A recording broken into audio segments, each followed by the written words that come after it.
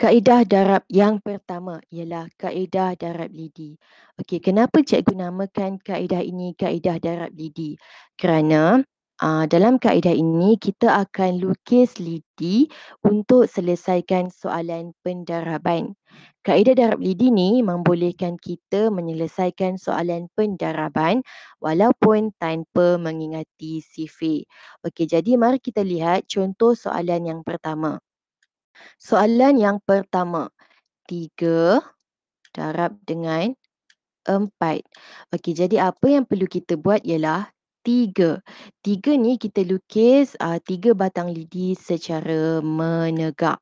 1, 2, 3. Okey, kemudian darab dengan 4.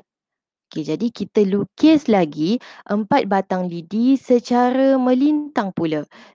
1, 2, 3, 4. Okey, perlu diingatkan di sini, dalam kaedah darab lidi ni kita perlu pastikan semua titik bersilang. Okey, sebagai contoh 1, 2, 3 darab dengan 4. Okey. Okey, dalam lukisan cikgu ni ada 2 titik yang tak bersilang, sedangkan kita boleh lukis dia panjang lagi macam ni kan.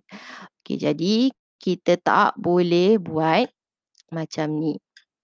Kita perlu pastikan semua lidi yang sepatutnya bersilang itu bersilang. Okey, contohnya macam ni. Okey. Ini barulah cara yang betul. Okey, kemudian apa yang perlu kita buat? Ialah kita perlu kira semua titik yang bersilang. Okey, kira 1, 2, 3, 4, 5, 6, 7, 8, 9, 10, 11 dan 12. Okey, jadi 3 darab dengan 4, jawapan dia ialah 12. Betul tak? 3 darab dengan 4, 12. Okey, jadi itulah jawapan dia. Contoh yang kedua, 5 darab dengan 3. Okey, sama juga macam tadi, 5. Kita lukis 5 batang lidi secara menegak. 1, 2, 3, 4, 5. Darab dengan 3. Okay, jadi kita lukis lagi lidi secara melintang. 1, 2, 3. Kemudian kita perlu kira semua titik yang bersilang. Okay, jadi kita akan kira titik yang bersilang.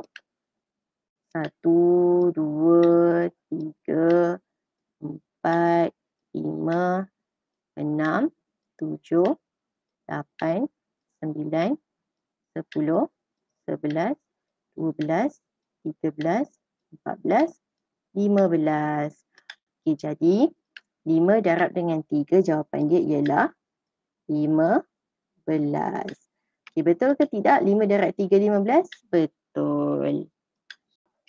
Okey, kalau contoh soalan tadi hanya melibatkan nombor 1 digit, contohnya macam 3 darab dengan 4, hanya nombor 1 digit kan?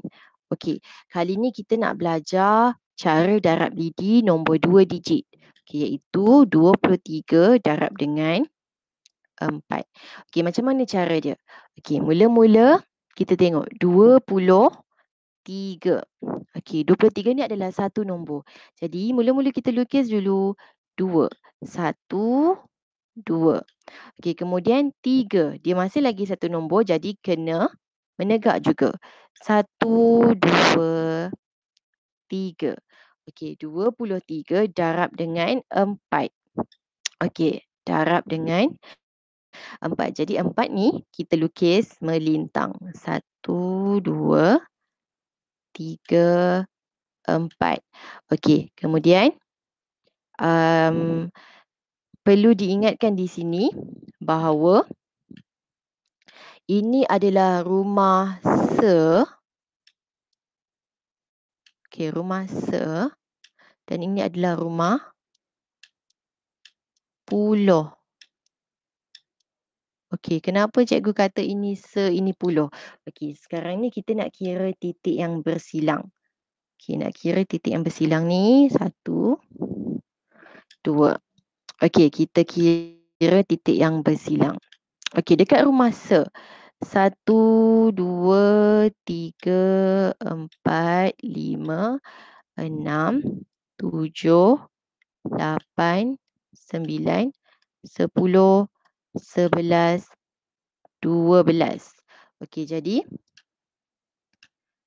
dekat rumah jawapan dia ialah 12. Okey. Dekat rumah puluh pula. Dekat rumah puluh pula kita kira 1, 2, 3, 4, 5, 6. Okey, pisahkan ya. Rumah dengan puluh ni kita kena pisahkan. Okey. 1, 2, 3, 4, 5, 6, 7, 8. Okey, dekat rumah puluh ada 8 titik yang bersilang. Okey, 8. Walaupun 8 tapi dia di rumah puluh. Jadi kita kena tambah, letakkan kosong. Jadi 80 bukannya 8. Okey, jadi apa yang perlu kita buat seterusnya ialah 80 ni kena tambah dengan 12. 80 tambah 12. Jawapan dia ialah 92. Okey, jadi 23 darab dengan 4, jawapan dia ialah 92.